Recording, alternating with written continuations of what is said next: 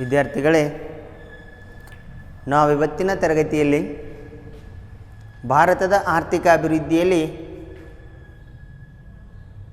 ಅಧ್ಯಯನ ಮಾಡುತ್ತಿರುವಂಥ 3ನೇ ಅಧ್ಯಾಯ ಉದಾರೀಕರಣ, ಖಾಸಗೀಕರಣ ಮತ್ತು ಜಾಗತೀಕರಣದ ಒಂದು ಮೌಲ್ಯಮಾಪನದಲ್ಲಿ ಮುಂದುವರೆದಂಥ ಭಾಗ ವಿಶ್ವ ವ್ಯಾಪಾರಿ ಸಂಘಟನೆ.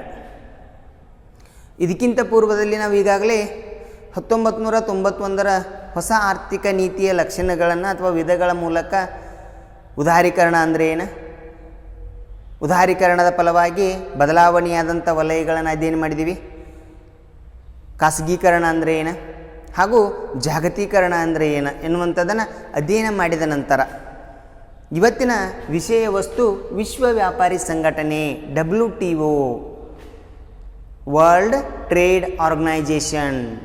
WTOದ ವಿಸ್ತೃತ ರೂಪ ವರ್ಲ್ಡ್ ಟ್ರೇಡ್ ಆರ್ಗನೈಜೇಷನ್, ವಿಶ್ವ ವ್ಯಾಪಾರಿ ಸಂಘಟನೆ. ಹಾಗಾದ್ರೆ ಈ ವಿಶ್ವ ವ್ಯಾಪಾರಿ ಸಂಘಟನೆ ಅಂದರೆ ಏನು, ಈ ವಿಶ್ವ ವ್ಯಾಪಾರಿ ಸಂಘಟನೆಯ ಪ್ರಮುಖವಾದಂಥ ಉದ್ದೇಶಗಳೇನೆನ್ನುವಂಥದ್ದನ್ನು ಇವತ್ತಿನ ತರಗತಿಯಲ್ಲಿ ನಾವು ಅಧ್ಯಯನವನ್ನು ಮಾಡೋಣ. ಮೊದಲನೇದಾಗಿ ಈ ವಿಶ್ವ ವ್ಯಾಪಾರಿ ಸಂಘಟನೆಯನ್ನು ಯಾಕೆ ಸ್ಥಾಪನೆ ಮಾಡಿದರು ನೋಡಿ, ಇಲ್ಲಿ ಹೇಳ್ತಾರೆ, ವಿಶ್ವ ವ್ಯಾಪಾರಿ ಸಂಘಟನೆ ಅಸ್ತಿತ್ವಕ್ಕೆ ಬರುವಕ್ಕಿಂತ ಮೊದಲು, ಈ ವಿಶ್ವ ವ್ಯಾಪಾರಿ ಸಂಘಟನೆ ಅಸ್ತಿತ್ವಕ್ಕೆ ಬರುವಕ್ಕಿಂತ ಮೊದಲು ಸುಂಕಗಳು ಮತ್ತು ವ್ಯಾಪಾರದ ಮೇಲಿನ ಸಾಮಾನ್ಯ ಒಪ್ಪಂದ. ನೋಡಿ, WTO ಎನ್ನುವಂಥದ್ದು, ವಿಶ್ವ ವ್ಯಾಪಾರಿ ಸಂಘಟನೆ ಎನ್ನುವಂಥದ್ದು ಬರುವಕ್ಕಿಂತ ಪೂರ್ವದಲ್ಲಿ ಗ್ಯಾಟ್, GATT, ಗ್ಯಾಟ್ ಎನ್ನುವಂಥದ್ದು ಏನಪ್ಪ ಅಂದ್ರೆ ಅಸ್ತಿತ್ವದಲ್ಲಿತ್ತು. ವಿಶ್ವ ವ್ಯಾಪಾರಿ ಸಂಘಟನೆ ಸ್ಥಾಪನೆ ಆಗೋಕ್ಕಿಂತ ಪೂರ್ವದಲ್ಲಿ ಗ್ಯಾಟ್ ಎನ್ನುವಂಥದ್ದು ಏನಾಗಿತ್ತಪ್ಪ ಅಂದ್ರೆ ಅಸ್ತಿತ್ವದಲ್ಲಿತ್ತು ಅಂತ ಹೇಳ್ತಾರೆ. ಸುಂಕಗಳು ಮತ್ತು ವ್ಯಾಪಾರದ ಮೇಲಿನ,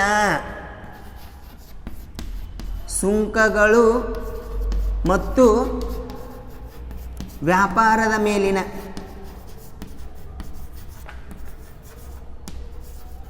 ಸುಂಕಗಳು ಮತ್ತು ವ್ಯಾಪಾರಗಳ ಮೇಲಿನ ಸಾಮಾನ್ಯ ಒಪ್ಪಂದ, ಸಾಮಾನ್ಯ ಒಪ್ಪಂದ. ನೋಡಿ, ಸುಂಕಗಳು ಮತ್ತು ವ್ಯಾಪಾರದ ಮೇಲಿನ ಸಾಮಾನ್ಯ ಒಪ್ಪಂದ, general agreement on trade and tariff.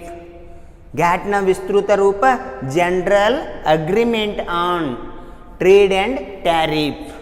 General agreement on trade and tariff ಅಸ್ತಿತ್ವದಲ್ಲಿತ್ತು. ಈ ಸಂಸ್ಥೆಯು 1948ರಲ್ಲಿ ನೋಡಿ, ಗ್ಯಾಟ್ ಎನ್ನುವಂಥ ಸಂಸ್ಥೆ, general agreement on trade and tariff ಎನ್ನುವಂಥದ್ದು 1948ರಲ್ಲಿ ಸ್ಥಾಪನೆಯಾಗಿದ್ದು, ಇದು ಸರಕುಗಳ ವ್ಯಾಪಾರಕ್ಕೆ ಸಂಬಂಧಿಸಿದ, ನೋಡಿದ್ರೆ ಕೆಲಸ ಏನಂತ ಹೇಳ್ತಾರೆ ಅಂದ್ರೆ ಸರಕುಗಳ ವ್ಯಾಪಾರಕ್ಕೆ ಸಂಬಂಧಿಸಿದ ಒಂದು ಬಹುಪಕ್ಷೀಯ ಒಪ್ಪಂದ. ಈ ಗ್ಯಾಟ್ನ ಉತ್ತರಾಧಿಕಾರಿಯಾದ ಸಂಸ್ಥೆಯೇ ವಿಶ್ವ ವ್ಯಾಪಾರಿ ಸಂಘಟನೆ. ನೋಡಿ, ವಿಶ್ವ ವ್ಯಾಪಾರಿ ಸಂಘಟನೆ ಅಸ್ತಿತ್ವಕ್ಕೆ ಬರೋಕ್ಕಿಂತ ಪೂರ್ವದಲ್ಲಿ ಗ್ಯಾಟ್ ಎನ್ನುವಂಥದ್ದು ಏನಪ್ಪ ಅಂದ್ರೆ ಅಸ್ತಿತ್ವದಲ್ಲಿತ್ತು. ಈ ಗ್ಯಾಟ್ ಏನಪ್ಪ ಅಂದ್ರೆ ಸರಕು ಮತ್ತು ಸುಂಕಗಳು ಮತ್ತು ವ್ಯಾಪಾರದ ಮೇಲಿನ ಸಾಮಾನ್ಯ ಒಪ್ಪಂದ, general agreement on trade and tariff. ನೋಡಿ, ಇದು 1948ರಲ್ಲಿ ಸ್ಥಾಪನೆಯಾದಂಥ ಈ ಸಂಸ್ಥೆ ಏನು ಹೇಳ್ತಾರಪ್ಪ ಅಂದ್ರೆ ಇದು ಬಹುಪಕ್ಷೀಯ ಒಪ್ಪಂದದ ಏನಪ್ಪ ಅಂದ್ರೆ ಇತರೆ ರಾಷ್ಟ್ರಗಳೊಂದಿಗೆ ಬಹುಪಕ್ಷೀಯ ಒಪ್ಪಂದದ ಉತ್ತರಾಧಿಕಾರಿಯಾದಂಥ ಸಂಸ್ಥೆ ಯಾವುದಪ್ಪ ಅಂದ್ರೆ ವಿಶ್ವ ವ್ಯಾಪಾರಿ ಸಂಘಟನೆ WTO. ನೋಡಿ, ವಿಶ್ವ ವ್ಯಾಪಾರಿ ಸಂಘಟನೆ WTO, ವಿಶ್ವ ವ್ಯಾಪಾರಿ ಸಂಘಟನೆ WTO. ಈ WTO ಎನ್ನುವಂಥದ್ದು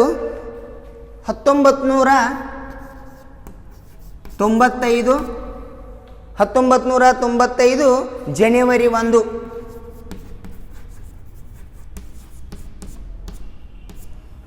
ನೋಡಿ, WTO ಎನ್ನುವಂಥದ್ದು ಸ್ಥಾಪನೆಯಾದಂಥ ವರ್ಷ 1995 ಜನವರಿ 1ರಂದು ಅಸ್ತಿತ್ವಕ್ಕೆ ತರಲಾಯಿತು.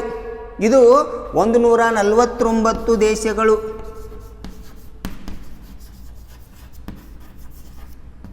ನೋಡಿ, ಇದು 149 ದೇಶಗಳ ಸದಸ್ಯ ಏನಪ್ಪ ಅಂದ್ರೆ ಸಂಘಟನೆಯ ಸದಸ್ಯರಾಗಿದ್ದಾರೆ.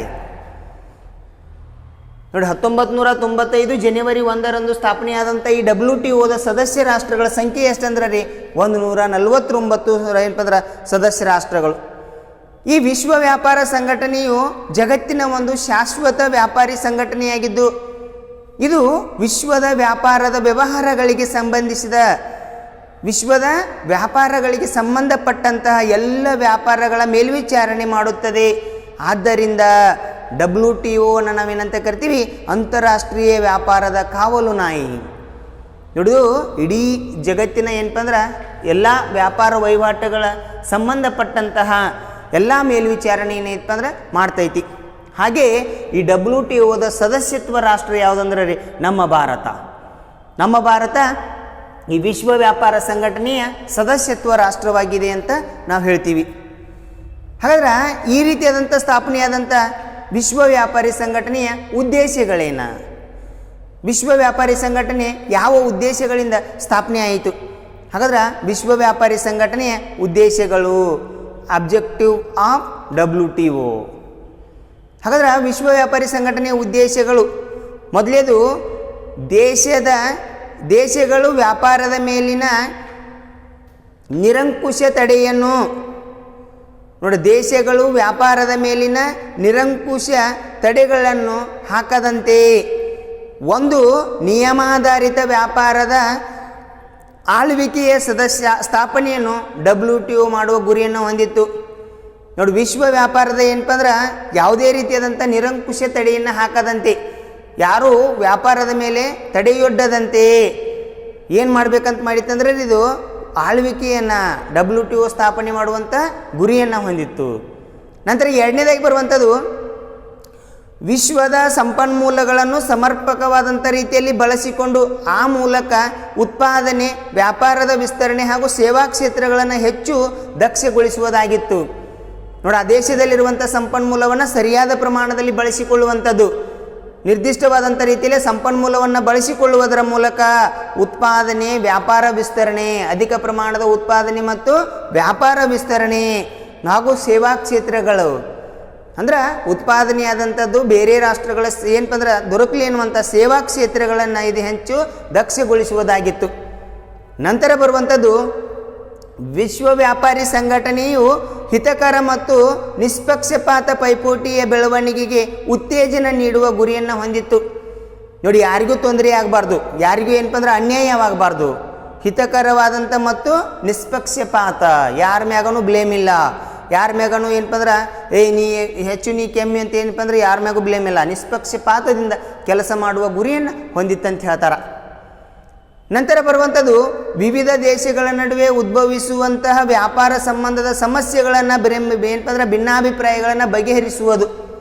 ಅಂದ್ರೆ ಒಂದು ರಾಷ್ಟ್ರದಿಂದ ಇನ್ನೊಂದು ರಾಷ್ಟ್ರದ ಏನಪ್ಪ ಅಂದ್ರೆ ಭಿನ್ನಾಭಿಪ್ರಾಯಗಳು ಉಂಟಾಗ್ತಾವೆ, ಏನಾದರೂ ಸಮಸ್ಯೆಗಳು ಉಂಟಾಗ್ತಾವೆ, ಆ ಸಮಸ್ಯೆಗಳನ್ನು ಬಗೆಹರಿಸುವುದು ಈ ವಿಶ್ವ ವ್ಯಾಪಾರಿ ಸಂಘಟನೆಯ ಉದ್ದೇಶವಾಗಿತ್ತು. ನಂತರ ಇದರ ಕೆಲಸ ಅಂತಾರಾಷ್ಟ್ರೀಯ ವ್ಯಾಪಾರದಲ್ಲಿನ ತೆರಿಗೆಗಳು ಮತ್ತು ಇತರೆ ಅಡೆತಡೆಗಳನ್ನು ಗಣನೀಯವಾಗಿ ಕಡಿಮೆ ಮಾಡುವುದು. ನೋಡಿ, ಇತರೆ ಅಂತಾರಾಷ್ಟ್ರೀಯ ವ್ಯಾಪಾರದಲ್ಲಿನ ತೆರಿಗೆಗಳು ಅಂದರೆ ಒಂದು ರಾಷ್ಟ್ರದಿಂದ ಇನ್ನೊಂದು ಆ ರಾಷ್ಟ್ರಕ್ಕೆ ಏನು ವ್ಯಾಪಾರ ಮಾಡ್ತಿತ್ತಲ್ಲ ಅಲ್ಲಿ ಆಗುವಂಥ ತೊಂದರೆಗಳು, ತೆರಿಗೆಗಳನ್ನು ಮತ್ತು ಸಮಸ್ಯೆಗಳನ್ನು ಹಾಗೂ ಭಿನ್ನಾಭಿಪ್ರಾಯಗಳನ್ನು ತೆಗೆದುಹಾಕುವುದು ಇದರ ಕೆಲಸ ಆಗಿತ್ತು. ನಂತರ ಎಲ್ಲ ಸದಸ್ಯ ದೇಶಗಳಿಗೆ ಸುಂಕ ಹಾಗೆ ಸುಂಕರಹಿತ ಅಡೆತಡೆಗಳನ್ನು ನಿವಾರಿಸಲು ಮತ್ತು ಮಾರುಕಟ್ಟೆಯ ಎಲ್ಲ ಉತ್ತಮ ಅವಕಾಶಗಳನ್ನು ಕಲ್ಪಿಸುವುದರ ಮೂಲಕ ಅಂತಾರಾಷ್ಟ್ರೀಯ ವ್ಯಾಪಾರ ಅಂದರೆ ದ್ವಿಪಕ್ಷೀಯ ಮತ್ತು ಬಹುಪಕ್ಷೀಯ ವ್ಯಾಪಾರವನ್ನು ಸುಗಮಗೊಳಿಸುವಂತಹ ಸರಕು ಮತ್ತು ಸೇವೆಗಳ ವ್ಯಾಪಾರವನ್ನು ಈ ವಿಶ್ವ ವ್ಯಾಪಾರಿ ಸಂಘಟನೆ ಒಪ್ಪುವಂಥದ್ದು ಏನಪ್ಪ ಅಂದ್ರೆ ಒಳಗೊಳ್ಳುವುದಾಗಿತ್ತು. ನೋಡಿ, ದ್ವಿಪಕ್ಷೀಯ ವ್ಯಾಪಾರ ಮತ್ತು ಬಹುಪಕ್ಷೀಯ ವ್ಯಾಪಾರ ಯಾವುದೇ ತೊಂದರೆ ಇಲ್ಲದೆ ದ್ವಿಪಕ್ಷೀಯ ವ್ಯಾಪಾರ ಮತ್ತು ಬಹುಪಕ್ಷೀಯ ವ್ಯಾಪಾರಗಳನ್ನು ಮಾಡೋಕ್ಕೆ ಗುರಿಯನ್ನು ಹೊಂದಿತ್ತಂತ ಹೇಳ್ತಾರೆ. ನಂತರ ಸೇವೆಗಳ ಉತ್ಪಾದನೆ ಮತ್ತು ವ್ಯಾಪಾರದ ವಿಸ್ತರಣೆ ಮಾಡುವ ಉದ್ದೇಶವನ್ನು ಆ ಮೂಲಕ ಜಾಗತಿಕ ಸಂಪನ್ಮೂಲಗಳ ಆದರ್ಶ ಬಳಕೆ ಹಾಗೂ ಪರಿಸರದ ಸಂರಕ್ಷಣೆಯನ್ನು ಮಾಡುವ ಉದ್ದೇಶವನ್ನು ಹೊಂದಿತ್ತು. ನೋಡಿದು ಜಾಗತಿಕವಾದಂಥ ಸೇವೆಗಳನ್ನು ಉತ್ಪಾದನೆ ಮತ್ತು ವ್ಯಾಪಾರದ ವಿಸ್ತರಣೆ ಮಾಡುವ ಉದ್ದೇಶದಿಂದ ಆ ಮೂಲಕ ಜಾಗತಿಕ ಸಂಪನ್ಮೂಲಗಳ ಆದರ್ಶ ಬಳಕೆ, ಜಗತ್ತಿನಲ್ಲಿರುವಂಥ ಜಾಗತಿಕ ಸಂಪನ್ಮೂಲಗಳ ಆದರ್ಶ ಬಳಕೆ ಮತ್ತು ಪರಿಸರ ಸಂರಕ್ಷಣೆ. ಪರಿಸರಕ್ಕೆ ಯಾವುದೇ ರೀತಿಯಾದಂಥ ಹಾನಿ ಉಂಟಾಗಬಾರ್ದು, ಪರಿಸರ ಯಥಾವತ್ತಾಗಿರಬೇಕು, ಪರಿಸರಕ್ಕೆ ತೊಂದರೆ ಆಗಬಾರ್ದು, ಪರಿಸರ ಸಂರಕ್ಷಣೆ ಮಾಡುವ ಉದ್ದೇಶವನ್ನು ಹೊಂದಿತ್ತು. ನೋಡಿ, ಈ ರೀತಿಯಾಗಿ ಅಂತಾರಾಷ್ಟ್ರೀಯ ವ್ಯಾಪಾರದ ಅಭಿವೃದ್ಧಿ ಹೊಂದಿದ ರಾಷ್ಟ್ರಗಳ ನಡುವೆ ಹೆಚ್ಚಾಗಿ ನಡೆಯುವುದರಿಂದ ಭಾರತಕ್ಕೆ WTO ಸೇರ್ಪಡೆಯಿಂದ ಪ್ರಯೋಜನವಾಗಲಾರದು ಎಂಬುದು ಕೆಲವರ ಅಭಿಪ್ರಾಯವಾಗಿದೆ. ನೋಡಿ, ಇಲ್ಲಿ WTOದ ಏನಪ್ಪ ಅಂದ್ರೆ ಉದ್ದೇಶಗಳು, ಇಲ್ಲಿ ಎಲ್ಲ ರಾಷ್ಟ್ರಗಳು ಸೇರಿಕೊಂಡು ಏನು ಮಾಡ್ತಾವ್ರೆ, ವ್ಯಾಪಾರ ಒಪ್ಪಂದವನ್ನು ಮಾಡಿಕೊಂಡು ಮುಂದುವರೆದಂಥ ರಾಷ್ಟ್ರಗಳು ಅಥವಾ ಅದರಿಂದ ಹಿಂದುಳಿದಂಥ ರಾಷ್ಟ್ರಗಳು ಸೇರಿಕೊಂಡು ಏನಪ್ಪ ಅಂದ್ರೆ ವ್ಯಾಪಾರವನ್ನು ಮಾಡುವಂಥ ಉದ್ದೇಶವನ್ನು ಇದು ಹೊಂದಿತ್ತಂತ ಹೇಳ್ತಾರೆ. ಇಷ್ಟು ಏನಪ್ಪ ಅಂದ್ರೆ WTO, ವಿಶ್ವ ವ್ಯಾಪಾರಿ ಸಂಘಟನೆ.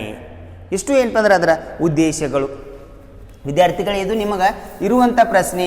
ವಿಶ್ವ ವ್ಯಾಪಾರಿ ಸಂಘಟನೆಯನ್ನು ಕುರಿತು ಬರೆಯಿರಿ ಅಂತ ಕೇಳ್ತಾರೆ. ಪ್ರಶ್ನೆ ಐತಿ, ವಿಶ್ವ ವ್ಯಾಪಾರಿ ಸಂಘಟನೆ ಅಂದ್ರೇನು?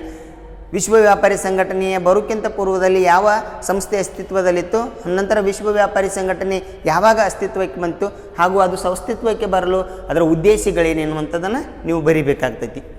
ಇನ್ನು ನಂತರ ಬರುವಂಥದ್ದು ನೋಡ್ರಿ, ಸುಧಾರಣೆಗಳ ಕಾಲದಲ್ಲಿ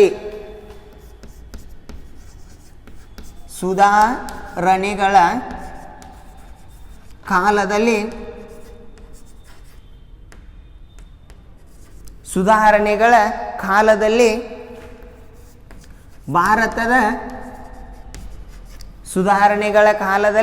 ಭಾರತದ ಅರ್ಥವ್ಯವಸ್ಥೆಯ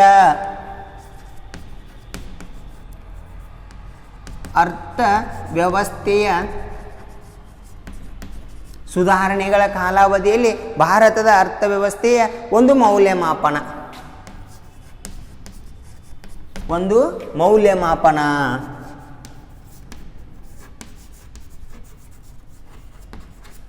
ಸುಧಾರಣೆಗಳ ಕಾಲಾವಧಿಯಲ್ಲಿ ಭಾರತದ ಅರ್ಥವ್ಯವಸ್ಥೆಯ ಒಂದು ಮೌಲ್ಯಮಾಪನ. ಇದುವರೆಗೆ ನಾವು ವಿದ್ಯಾರ್ಥಿಗಳೇ ಭಾರತದ ಹೊಸ ಆರ್ಥಿಕ ನೀತಿಯಿಂದಾಗಿ ಭಾರತ ಏನಪ್ಪ ಅಂದ್ರೆ ಅಭಿವೃದ್ಧಿಯನ್ನು ಹೊಂದಕ್ಕೆ ಸಹಾಯಕವಾಯಿತು. ಹೊಸದಾದಂಥ ನೀತಿಗಳು ಭಾರತದ ಆರ್ಥಿಕತೆಯ ದಿಕ್ಕನ್ನು ಏನಪ್ಪ ಅಂದ್ರೆ ಬದಲಾಯಿಸಿದೆ ಎನ್ನುವಂಥದ್ದನ್ನು ನಾವು ನೋಡ್ತಾ ಹೋದಿವಿ. ಹಾಗಾದ್ರೆ ಈ ಸುಧಾರಣೆಗಳ ಕಾಲಾವಧಿಯಲ್ಲಿ ಭಾರತದ ಅರ್ಥವ್ಯವಸ್ಥೆ ಹೆಂಗಾಯಿತು, ಏನೇನು ಬದಲಾವಣೆಗಳಾಯಿತು ಎನ್ನುವಂಥದ್ದನ್ನು ಒಂದು ಮೌಲ್ಯಮಾಪನದ ಮೂಲಕ ಏನಪ್ಪ ಅಂದ್ರೆ ಮಾಡ್ತೀವಿ. ಆ ಸುಧಾರಣೆಗಳ ಕಾಲಾವಧಿಯಲ್ಲಿ ಭಾರತದ ಅರ್ಥವ್ಯವಸ್ಥೆಯಲ್ಲಿ ಆದಂಥ ಬದಲಾವಣೆಗಳು, ಮೊದಲೇದು ಆರ್ಥಿಕ ಬೆಳವಣಿಗೆ.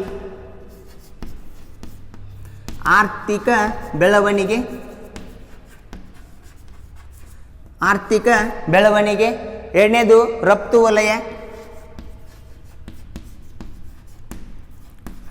ವಲಯ. ನಂತರ ಬರುವಂಥದ್ದು ಸೇವಾ ಏನಪ್ಪ ಅಂದ್ರೆ ವಿದೇಶಿ ನೇರ ಹೂಡಿಕೆ ಮತ್ತು ವಿದೇಶಿ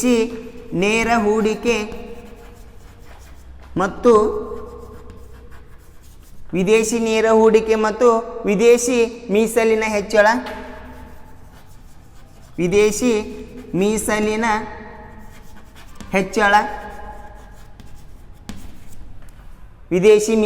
ಹೆಚ್ಚಳ.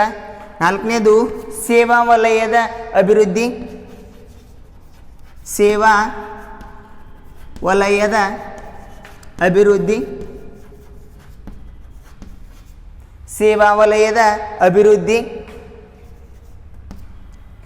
ನಂತರ ಐದನೇದಾಗಿ ಬರುವಂಥದ್ದು ಸಂದಾಯ ಬಾಕಿ.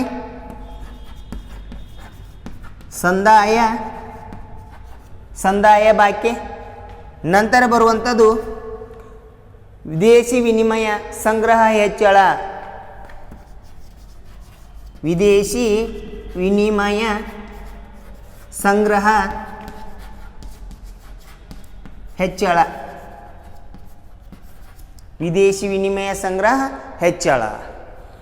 ನೋಡಿ ವಿದ್ಯಾರ್ಥಿಗಳೇ, ನಾವಿವತ್ತು ಸುಧಾರಣೆಗಳ ಕಾಲಾವಧಿಯಲ್ಲಿ ಭಾರತದ ಅರ್ಥವ್ಯವಸ್ಥೆಯ ಒಂದು ಮೌಲ್ಯಮಾಪನವನ್ನು ಅಧ್ಯಯನ ಮಾಡಬೇಕಾದ್ರೆ ಭಾರತದ ಆರ್ಥಿಕತೆಯಲ್ಲಿ ಆರ್ಥಿಕ ಬೆಳವಣಿಗೆ ದರ ನೋಡಬೇಕಾಗೈತಿ, ರಫ್ತು ವಲಯದಲ್ಲಿನಾದಂಥ ಬದಲಾವಣೆಗಳನ್ನು ಅಧ್ಯಯನ ಮಾಡಬೇಕಾಗೈತಿ, ವಿದೇಶಿ ನೇರ ಹೂಡಿಕೆ ಮತ್ತು ವಿದೇಶಿ ವಿನಿಮಯ ಮೀಸಲಿನ ಹೆಚ್ಚಳವನ್ನು ನೋಡಬೇಕಾಗೈತಿ, ಸೇವಾ ವಲಯದ ಅಭಿವೃದ್ಧಿಯ ಪ್ರಮಾಣವನ್ನು ನೋಡಬೇಕಾಗೈತಿ, ಸಂದಾಯ ಬಾಕಿಯ ಪ್ರಮಾಣ ಹಾಗೂ ವಿದೇಶಿ ವಿನಿಮಯ ಸಂಗ್ರಹದ ಹೆಚ್ಚಳ. ಈ ಮೌಲ್ಯಮಾಪನಗಳನ್ನು ನಾವೇನಪ್ಪ ಅಂದ್ರೆ ಮಾಡಬೇಕಾಗೈತಿ. ಹಾಗಾದ್ರೆ ಭಾರತದ ಸುಧಾರಣೆಗಳ ಕಾಲಾವಧಿಯಲ್ಲಿ ಭಾರತದ ಆರ್ಥಿಕ ಅಭಿವೃದ್ಧಿಯ ಬೆಳವಣಿಗೆಯನ್ನು ನಾವು ನೋಡಿದಾಗ ಭಾರತದ ಆರ್ಥಿಕ ಬೆಳವಣಿಗೆ ದರವು ನೂತನ ಆರ್ಥಿಕ ನೀತಿಯಿಂದ ಗಣನೀಯವಾಗಿ ಹೆಚ್ಚಿದೆ. ಇಲ್ಲಿ GDPಯ ಬೆಳವಣಿಗೆ ದರ ನೋಡಿ, ಮೊದಲನೇದಾಗಿ ಬರುವಂಥದ್ದು ಭಾರತದ ಆರ್ಥಿಕ ಅಭಿವೃದ್ಧಿಯ ಪಥವನ್ನು ನೋಡಿದರೆ ಇಲ್ಲಿ GDPಯ ದರ GDP 1981ರಲ್ಲಿ ನೋಡಿ, ಭಾರತದ GDP 1981ರಲ್ಲಿ ಶೇಕಡ ಎಷ್ಟಿತ್ತು ಅಂದ್ರೆ 5.6ರಷ್ಟಿತ್ತು. ಭಾರತದ ಬೆಳವಣಿಗೆ ದರ 1981ರಲ್ಲಿ ಶೇಕಡ 5.6ರಷ್ಟಿತ್ತು. ಇದು 2011-12ರಲ್ಲಿ ನೋಡಿ, 2011-12ರಲ್ಲಿ ಭಾರತದ GDPಯ ದರ ಶೇಕಡ 9.3ಕ್ಕೆ ಏನಾಯ್ತು ಅಂದ್ರೆ ಹೆಚ್ಚಳವಾಯಿತು. ನೋಡಿ ವಿದ್ಯಾರ್ಥಿಗಳೇ, ಸುಧಾರಣೆಗಳ ಕಾಲಾವಧಿಯಿಂದ ಭಾರತದ ಬೆಳವಣಿಗೆ, ಆರ್ಥಿಕ ಬೆಳವಣಿಗೆ GDP 1980-81ರಲ್ಲಿ ಶೇಕಡ 5.6 ಇದ್ದಂಥ GDP 2011-12ರಲ್ಲಿ ಶೇಕಡ 9.3ಕ್ಕೆ ಹೆಚ್ಚಾಯಿತು. ಅಂದರೆ ಹೊಸ ಆರ್ಥಿಕ ನೀತಿಯಿಂದಾಗಿ ಭಾರತದ ಆರ್ಥಿಕತೆಯಲ್ಲಿ ಏನಾಯ್ತು ಅಂದ್ರೆ ಬದಲಾವಣೆ ಆಯ್ತು ಅಂತ ಹೇಳ್ತೀವಿ. ಇದು ಮೊದಲನೇ ಅಂಶ.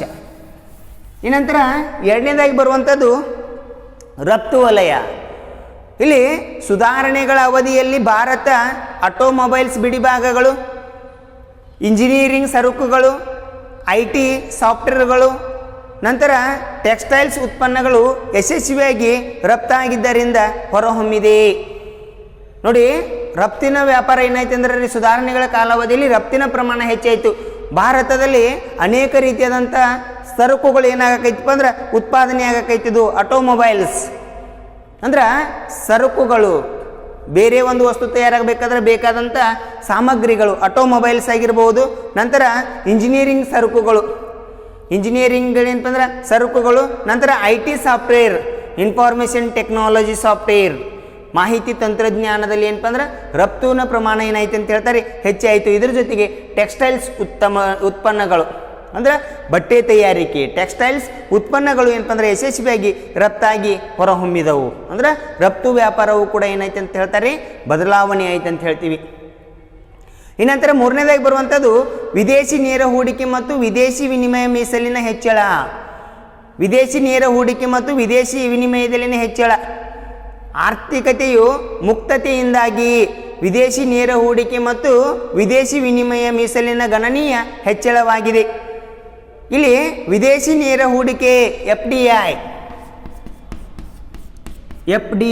ಫಾರಿನ್ ಡೈರೆಕ್ಟ್ ಇನ್ವೆಸ್ಟ್ಮೆಂಟ್, ವಿದೇಶಿ ನೇರ ಹೂಡಿಕೆ FDI ಹಾಗೂ ವಿದೇಶಿ ಸಾಂಸ್ಥಿಕ ಹೂಡಿಕೆ FII ಫಾರಿನ್ ಇಂಡಸ್ಟ್ರಿಯಲ್ ಇನ್ವೆಸ್ಟ್ಮೆಂಟ್, ವಿದೇಶಿ ಸಾಂಸ್ಥಿಕ ಹೂಡಿಕೆ.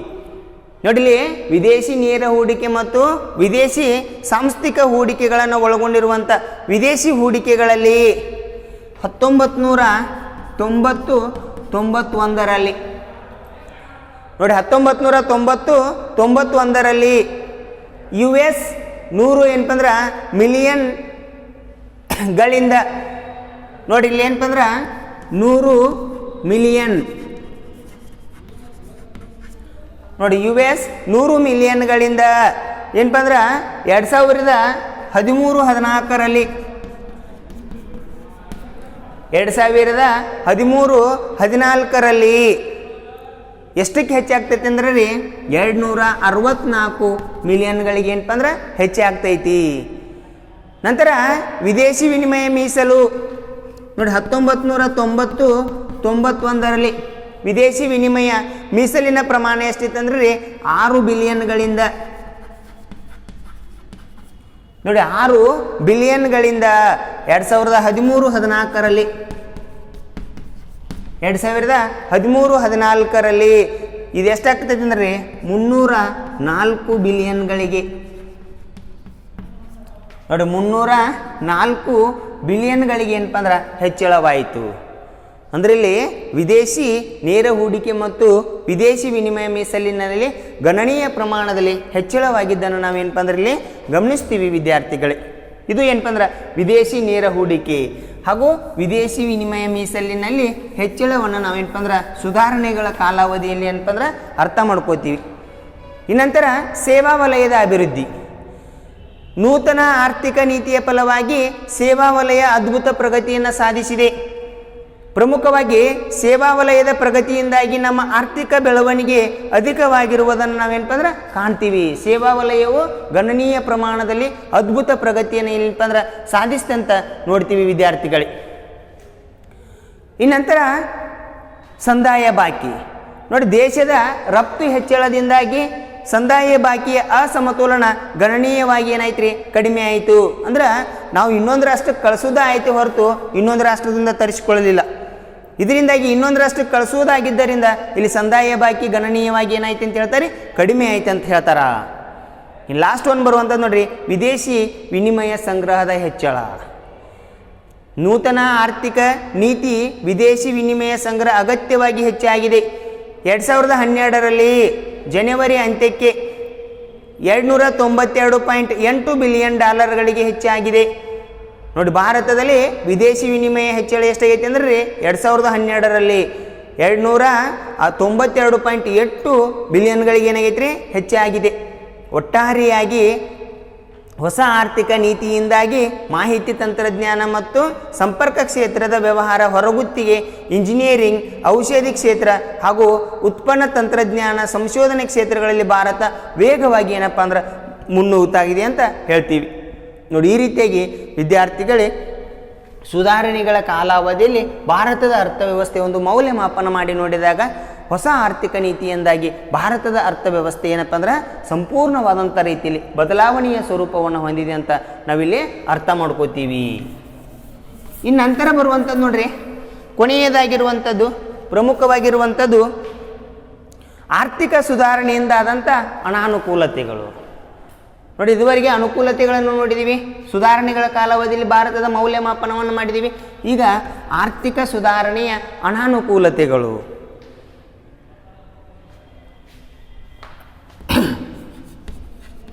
ಆರ್ಥಿಕ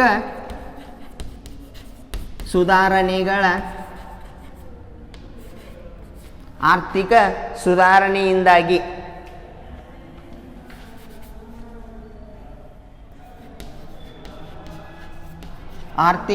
ಸುಧಾರಣೆಯಿಂದಾದ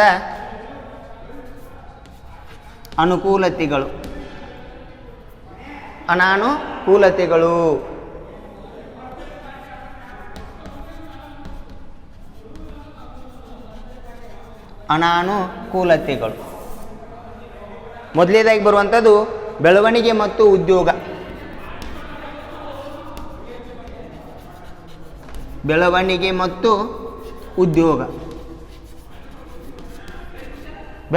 ಮತ್ತು ಉದ್ಯೋಗ. ಎರಡನೇದು ಕೃಷಿ ವಲಯದಲ್ಲಿ ಸುಧಾರಣೆಗಳು. ಕೃಷಿ ವಲಯದಲ್ಲಿ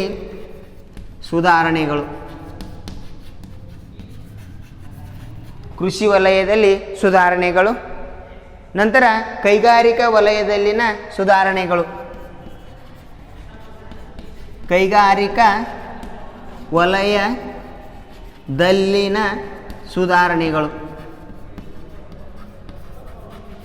ಕೈಗಾರಿಕಾ ವಲಯದಲ್ಲಿನ ಸುಧಾರಣೆಗಳು. ನಾಲ್ಕನೇದು ಹೂಡಿಕೆ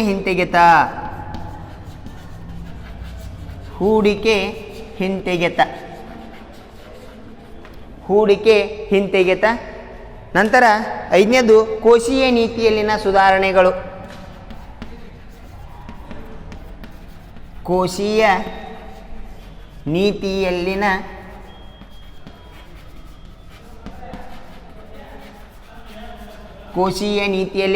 ಸುಧಾರಣೆಗಳು. ಇಷ್ಟು ಏನಪ್ಪ ಅಂದ್ರೆ ವಿದ್ಯಾರ್ಥಿಗಳೇ ಸುಧಾರಣೆಯ ಕಾಲಾವಧಿಯಲ್ಲಿನ ಅನಾನುಕೂಲತೆಗಳನ್ನು ನಾವೇನಪ್ಪ ಅಂದ್ರೆ ಅಧ್ಯಯನ ಮಾಡೋಣ. ಮೊದಲೇದು ಬೆಳವಣಿಗೆ ಮತ್ತು ಉದ್ಯೋಗ, ಗ್ರೋತ್ ಆ್ಯಂಡ್ ಎಂಪ್ಲಾಯ್ಮೆಂಟ್. ಇಲ್ಲಿ ಆರ್ಥಿಕ ಸುಧಾರಣೆಯಿಂದಾಗಿ ಕಾಲದಲ್ಲಿ GDPಯ ಬೆಳವಣಿಗೆ ದರವು ಏರಿಕೆಯಾದರೂ ದೇಶದಲ್ಲಿ ಈ ಬೆಳವಣಿಗೆಯು ಸಾಕಷ್ಟು ಉದ್ಯೋಗಾವಕಾಶಗಳನ್ನು ಸೃಷ್ಟಿಸಿಲ್ಲ ಎಂಬುವುದು ತಜ್ಞರು ಹೇಳ್ತಾರೆ. ನೋಡಿ, GDPಯ ಬೆಳವಣಿಗೆ ದರ ಹೆಚ್ಚಾದರೂ ಕೂಡ ದೇಶದಲ್ಲಿ ಏನಾಗಲಿಲ್ಲ ಅಂತ ಹೇಳ್ತಾರೆ, ಆರ್ಥಿಕತೆಯ ಉದ್ಯೋಗಗಳು ಸೃಷ್ಟಿಯಾಗಲಿಲ್ಲ ಅಂತ ಹೇಳ್ತಾರೆ. ನೂತನ ಆರ್ಥಿಕ ನೀತಿಯು ಕೇವಲ ಕೌಶಲ್ಯ ಏನಂದ್ರೆ ಪೂರ್ಣವಾದಂಥವುಗಳಿಗೆ ಉದ್ಯೋಗ ದೊರಕಿತು ಹೊರತು ಕೌಶಲ್ಯರಹಿತ ಕಾರ್ಮಿಕರು ಉದ್ಯೋಗದಿಂದ ವಂಚಿತರಾದರು. ಇಲ್ಲಿ ಉದ್ಯೋಗ ಕೌಶಲ್ಯ ಪೂರ್ಣವಾದಂಥ ಏನಪ್ಪ ಅಂದ್ರೆ ಉದ್ಯೋಗಸ್ಥರು ಸಂಪೂರ್ಣವಾಗಿ ಕೌಶಲ್ಯವನ್ನು ಹೊಂದಿದಂಥವರಿಗೆ ಮಾತ್ರ ಉದ್ಯೋಗ ಸಿಕ್ತು, ಕೌಶಲ್ಯ ರಹಿತರಿಗೆ ಏನಾಗಲಿಲ್ಲ, ಉದ್ಯೋಗ ದೊರಕಲಿಲ್ಲ ಅಂತ ಹೇಳ್ತಾರೆ. ಮೊದಲೇದು ಏನಪ್ಪ ಅಂದ್ರೆ ಅನಾನುಕೂಲತೆ. ಈ ನೆಕ್ಸ್ಟ್ ಎರಡನೇದಾಗಿ ಬರುವಂಥದ್ದು ನೋಡ್ರಿ, ಕೃಷಿ ವಲಯದಲ್ಲಿನ ಸುಧಾರಣೆಗಳು. ಇದು ತುಂಬ ಏನಪ್ಪ ಅಂದ್ರೆ ಪ್ರಮುಖವಾಗಿರುವಂಥ ಪ್ರಶ್ನೆ. ನಿಮಗೆ ಕೇಳ್ತಾರೆ, ಕೃಷಿ ವಲಯದ ಸುಧಾರಣೆಗಳನ್ನು ಕುರಿತು ಬರೆಯಿರಿ. ಆರ್ಥಿಕ ಸುಧಾರಣೆಗಳು ಕೃಷಿ ವಲಯದಲ್ಲಿ ಸಂಪೂರ್ಣವಾಗಿ ಕಡೆಗಣಿಸಿವೆ. ಆದುದರಿಂದ ಸುಧಾರಣೆಗಳು ಕೃಷಿಗೆ ಲಾಭವಾಗಲಿಲ್ಲ. ಕೃಷಿ ವಲಯದ ಸುಧಾರಣೆಗಳ ಪ್ರಕ್ರಿಯೆಯಿಂದ ಅಡ್ಡ ಪರಿಣಾಮಗಳಾಗಿವೆ. ನೋಡಿ, ಈ ಹೊಸ ಆರ್ಥಿಕ ನೀತಿ ಕೃಷಿಗೆ ಸಂಪೂರ್ಣವಾದಂಥ ಏನಪ್ಪ ಅಂದ್ರೆ ಬೆಂಬಲವನ್ನು ಕೊಡಲಿಲ್ಲ. ಕೃಷಿ ಸಂಪೂರ್ಣವಾದಂಥ ಏನಪ್ಪ ಅಂದ್ರೆ ಕಡೆಗಣಿಸುವುದರ ಮೂಲಕ ಕೃಷಿ ಲಾಭಕಾರಿ ಆಗಲಿಲ್ಲ ಅಂತ ಹೇಳ್ತಾರೆ. ಹಾಗಾದ್ರೆ ಯಾಕೆ ಕೃಷಿ ಲಾಭಕಾರಿ ಆಗಲಿಲ್ಲ ಅಂತ ಹೇಳ್ತಾರೆ ಅಂದ್ರೆ, ಆರ್ಥಿಕ ಸುಧಾರಣೆಗಳು ಕೃಷಿ ಮೂಲ ಸೌಕರ್ಯಗಳಾದ ನೀರಾವರಿ, ವಿದ್ಯುತ್ ಶಕ್ತಿ, ಮಾರುಕಟ್ಟೆಯ ಕೊಂಡಿಗಳು, ಸಂಶೋಧನೆ ಮತ್ತು ವಿಸ್ತರಣೆಗಳು, ರಸ್ತೆಗಳು ಮುಂತಾದವುಗಳ ಮೇಲೆ ಬಹಳ ಬಂಡವಾಳ ಏನಾಗಿತ್ತು ಅಂದ್ರೆ ಹೂಡಿಕೆಯು ಕಡಿಮೆ ಮಾಡಿದೆ. ನೋಡಿ, ಸರ್ಕಾರ ಕೃಷಿಗೆ ಬೇಕಾದಂಥ ಮೂಲಭೂತ ಅಗತ್ಯತೆಗಳನ್ನು ಕೊಡುವುದರಲ್ಲಿ ನೀರಾವರಿ ಆಗಿರ್ಬೋದು ರೀ, ವಿದ್ಯುತ್ ಶಕ್ತಿ ಆಗಿರ್ಬೋದು, ಮಾರುಕಟ್ಟೆಯ ಕೊಂಡಿಗಳಾಗಿರ್ಬೋದು, ಸಂಶೋಧನೆ ಆಗಿರ್ಬೋದು ಮತ್ತು ವಿಸ್ತರಣೆಗಳು, ರಸ್ತೆಗಳು ಮುಂತಾದವುಗಳ ಮೇಲೆ ಬಂಡವಾಳದ ಹೂಡಿಕೆ ಪ್ರಮಾಣ ಕಡಿಮೆ ಇದೆ. ಇದು ಒಂದನೇ ಅಂಶ. ನಂತರ ಎರಡನೇದಾಗಿ ಬರುವಂಥದ್ದು ರಸಗೊಬ್ಬರಗಳ ಮೇಲಿನ ಸಹಾಯಧನ ಕಡಿತಗೊಳಿಸುವುದರಿಂದ ಉತ್ಪಾದನಾ ವೆಚ್ಚದಲ್ಲಿನ ಹೆಚ್ಚಳಕ್ಕೆ ಕಾರಣವಾಯಿತು. ಇದು ಹಲವು ಸಣ್ಣ ಮತ್ತು ಸೀಮಾಂತ ರೈತರನ್ನು ತೊಂದರೆಗೀಡು ಮಾಡಿತು. ನೋಡಿ, ಸರ್ಕಾರ ರಸಗೊಬ್ಬರಗಳ ಮೇಲೆ ಏನು ಕೊಡ್ತಾ ಇತ್ತು, ಸಹಾಯಧನವನ್ನು ಕೊಡ್ತಾ ಇತ್ತು. ಆದರೆ ಇಲ್ಲಿ ಏನಾಯ್ತು ಅಂದ್ರೆ ಸರ್ಕಾರ ರಸಗೊಬ್ಬರಗಳಿಗೆ ಕೊಡುವಂಥ ಸಹಾಯಧನವನ್ನು ಕಡಿಮೆ ಮಾಡಿದ್ದರಿಂದ ಉತ್ಪಾದನಾ ವೆಚ್ಚ ಏನಾಯ್ತು ಅಂದ್ರೆ ಹೆಚ್ಚಾಯಿತು. ಇದರಿಂದಾಗಿ ಸಣ್ಣ ಮತ್ತು ಸೀಮಾಂತ ರೈತರು ತೊಂದರೆಗೀಡಾದರು. ನೆಕ್ಸ್ಟ್ ಮೂರನೇದಾಗಿ ಬರುವಂಥದ್ದು ಕೃಷಿ ಉತ್ಪನ್ನದ ಮೇಲಿನ ಪರಿಮಾಣಾತ್ಮಕ ನಿರ್ಬಂಧ. ನೋಡಿ, ಕೃಷಿ ಉತ್ಪನ್ನದ ಮೇಲಿನ ಪರಿಮಾಣಾತ್ಮಕ ನಿರ್ಬಂಧ ಮತ್ತು ಕೃಷಿ ಉತ್ಪನ್ನಗಳ ಆಮದು ಮೇಲಿನ ತೆರಿಗೆ ಕಡಿತ, ಕನಿಷ್ಠ ಬೆಂಬಲ ಬೆಲೆ ತೆರವು ಮುಂತಾದ ಹಲವು ಬದಲಾವಣೆಗಳು ದೇಶೀಯ ಕೃಷಿಯ ಮೇಲೆ ದುಷ್ಪರಿಣಾಮ ಬೀರುತ್ತಿವೆ. ನೋಡಿ, ದೇಶೀಯ ಕೃಷಿಯ ಮೇಲೆ ಏನು ದುಷ್ಪರಿಣಾಮ ಅಂತ ಹೇಳ್ತಾರೆ ಅಂದ್ರೆ, ಕೃಷಿ ಉತ್ಪನ್ನಗಳ ಮೇಲಿನ ಪರಿಮಾಣಾತ್ಮಕ ನಿರ್ಬಂಧ ಇಷ್ಟೇ ಪ್ರಮಾಣದಲ್ಲಿ ಅಂತ ಎನ್ನುವಂಥದ್ದು, ಹಾಗೂ ಕೃಷಿ ಉತ್ಪನ್ನದ ಆಮದು ಮೇಲಿನ ತೆರಿಗೆ ಕಡಿತ. ಬೇರೆ ರಾಷ್ಟ್ರದಿಂದ ಏನು ಸರಕು ಬರ್ತದಿಲ್ಲ ಅದ್ರ ಮೇಗಿನ ತೆರಿಗೆಯನ್ನು ಕಡಿತ ಮಾಡಿಬಿಟ್ರು. ಇದರಿಂದಾಗಿ ಬೇರೆ ರಾಷ್ಟ್ರದಲ್ಲಿ ಉತ್ಪಾದನೆಯಾಗುವಂಥ ಸರಕುಗಳು ಅಧಿಕ ಪ್ರಮಾಣದಲ್ಲಿ ಏನತ್ರಿ ಭಾರತದಲ್ಲಿ ಬಂದವು. ಇದರಿಂದಾಗಿ ಕನಿಷ್ಠ ಬೆಂಬಲ ಬೆಲೆಗಳು ಕೂಡ ಏನಪ್ಪ ಅಂದ್ರೆ ಸಿಗಲಿಲ್ಲ. ಮುಂತಾದವುಗಳು ಹಲವು ಬದಲಾವಣೆಗಳು ದೇಶೀಯ ಕೃಷಿಯ ಮೇಲೆ ಏನಪ್ಪ ಅಂದ್ರೆ ದುಷ್ಪರಿಣಾಮವನ್ನು ಬೀರಿದವು ಅಂತ ಹೇಳ್ತಾರೆ. ನಂತರ ನೂತನ ಆರ್ಥಿಕ ನೀತಿ ವಾಣಿಜ್ಯ ಬೆಳೆಗಳನ್ನು ಪ್ರೋತ್ಸಾಹಿಸಿದ್ದರಿಂದ ಆಹಾರ ಧಾನ್ಯದ ಬೆಲೆ ಹೆಚ್ಚುವಂತೆ ಮಾಡಿತು. ನೋಡಿ, ಹೊಸ ಆರ್ಥಿಕ ನೀತಿ ಎದಕ್ಕೆ ಪ್ರೋತ್ಸಾಹ ಕೊಡ್ತಂದ್ರೆ ವಾಣಿಜ್ಯ ಬೆಳೆಗಳಿಗೆ ಹೆಚ್ಚಿನ ಪ್ರೋತ್ಸಾಹ ಕೊಟ್ಟಿದ್ದರಿಂದ ಆಹಾರದ ಧಾನ್ಯಗಳ ಬೆಲೆ ಏನಪ್ಪ ಅಂದ್ರೆ ಹೆಚ್ಚಾಯ್ತು ಅಂತ ಹೇಳ್ತೀವಿ. ಈ ರೀತಿಯಾಗಿ ಕೃಷಿ ವಲಯದ ಸುಧಾರಣೆಗಳು ಕೂಡ ಏನಪ್ಪ ಅಂದ್ರೆ ಹೊಸ ಆರ್ಥಿಕ ನೀತಿಯಿಂದಾಗಿ ಬದಲಾವಣೆ ಆಗಲಿಲ್ಲ ಅಂತ ಹೇಳ್ತೀವಿ. ಇನ್ನು ನೆಕ್ಸ್ಟ್ ಕೈಗಾರಿಕಾ ವಲಯದಲ್ಲಿನ ಸುಧಾರಣೆಗಳು. ಮೂರನೇದಾಗಿ ಬರುವಂಥದ್ದು ಕೈಗಾರಿಕಾ ವಲಯದಲ್ಲಿನ ಸುಧಾರಣೆಗಳು. ನೂತನ ಆರ್ಥಿಕ ನೀತಿಯು ಕೈಗಾರಿಕಾ ಬೆಳವಣಿಗೆಗೆ ಪೂರಕವಾಗುತ್ತದೆ ಎಂದು ಭಾವಿಸಿದರು. ಆದ್ದರಿಂದ ಹಲವು ಕೈಗಾರಿಕೆಗಳು ತೊಂದರೆಗೊಳಗಾಗುತ್ತಿವೆ. ಆದ್ದರಿಂದ ಕೈಗಾರಿಕಾ ಬೆಳವಣಿಗೆ ದರವು ಕೂಡ ಕುಂಠಿತವಾಯಿತು. ನೋಡಿ, ಹೊಸ ಆರ್ಥಿಕ ನೀತಿ ಕೈಗಾರಿಕೆಗೆ ಅನುಕೂಲ ಆಗ್ತೈತೆ ಅಂತ ನಾವು ಅನ್ಕೊಂಡಿರೂ ಕೂಡ ಅದು ಏನಪ್ಪ ಅಂದ್ರೆ ಕೆಲವೊಂದಿಷ್ಟು ಕೈಗಾರಿಕೆಗಳ ಅಭಿವೃದ್ಧಿಗೆ ಕುಂಠಿತವಾಯಿತು ಅಂತ ಹೇಳ್ತಾರೆ. ಅಂದ್ರೆ ವಿದೇಶಿಗಳಿಂದ ಕಡಿಮೆ ದರದಲ್ಲಿ ಕೈಗಾರಿಕಾ ಉತ್ಪನ್ನಗಳು ಆಮದಾಗುತ್ತಿರೋದ್ರಿಂದ ದೇಶೀಯ ಕೈಗಾರಿಕೆಗಳ ಉತ್ಪನ್ನಗಳಿಗೆ ಮಾರುಕಟ್ಟೆ ಇಲ್ಲದಂತಾಯಿತು. ಅಂದರೆ ವಿದೇಶದಲ್ಲಿ ಉತ್ಪಾದನೆಯಾದಂಥ ಸರಕುಗಳು ಕಡಿಮೆ ಬೆಲೆಗೆ ಇಲ್ಲಿ ಬರುವುದರಿಂದ ನಮ್ಮ ದೇಶದಲ್ಲಿ ಉತ್ಪಾದನೆಯಾದಂಥ ಸರಕುಗಳಿಗೆ ಬೇಡಿಕೆ ಏನಪ್ಪ ಅಂದ್ರೆ ಕಡಿಮೆ ಆಯ್ತು ಅಂತ ಹೇಳ್ತಾರೆ. ನಂತರ ಜಾಗತಿಕ ಪ್ರಪಂಚದಲ್ಲಿ ಅಭಿವೃದ್ಧಿ ಹೊಂದಿದಂಥ ದೇಶಗಳು ಒತ್ತಾಯಪೂರ್ವಕವಾಗಿ ಅಭಿವೃದ್ಧಿ ಹೊಂದದ ದೇಶಗಳಿಗೆ ಸರಕು ಮತ್ತು ಬಂಡವಾಳದ ಹರಿವಿಗೆ ತಮ್ಮ ಆರ್ಥಿಕತೆಯ ತೆರೆದಿಡಲಾಯಿತು.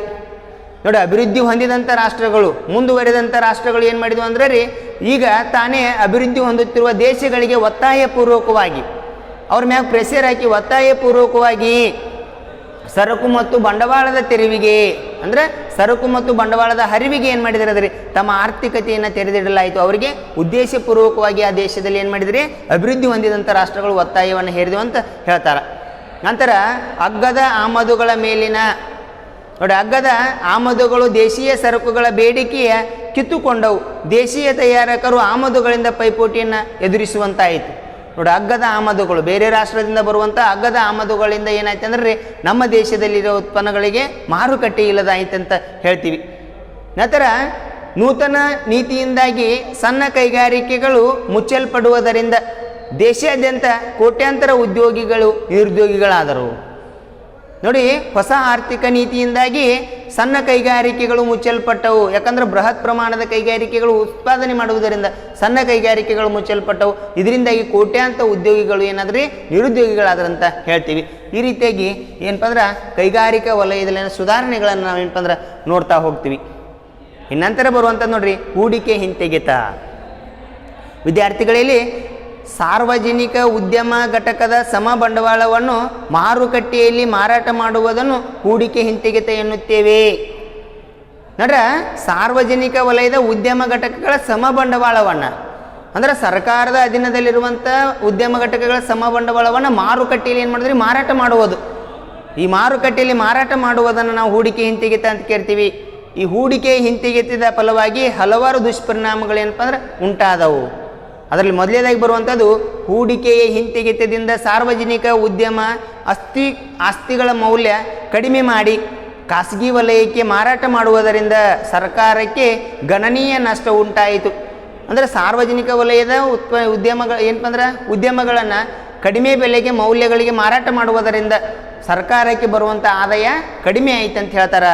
ನಂತರ ಹೂಡಿಕೆಯ ಹಿಂತೆಗೆತದಿಂದ ಪಡೆದ ಹಣವನ್ನು ಸರ್ಕಾರ ಅಭಿವೃದ್ಧಿಯ ಚಟುವಟಿಕೆಗಳಿಗೆ ಬಳಸದೆ ಕಂದಾಯದ ಕೊರತೆಯನ್ನು ಸರಿದೂಗಿಸಲು ಬಳಸುವುದರಿಂದ ಆರ್ಥಿಕ ಅಭಿವೃದ್ಧಿಗೆ ಮಾರಕವಾಯಿತು.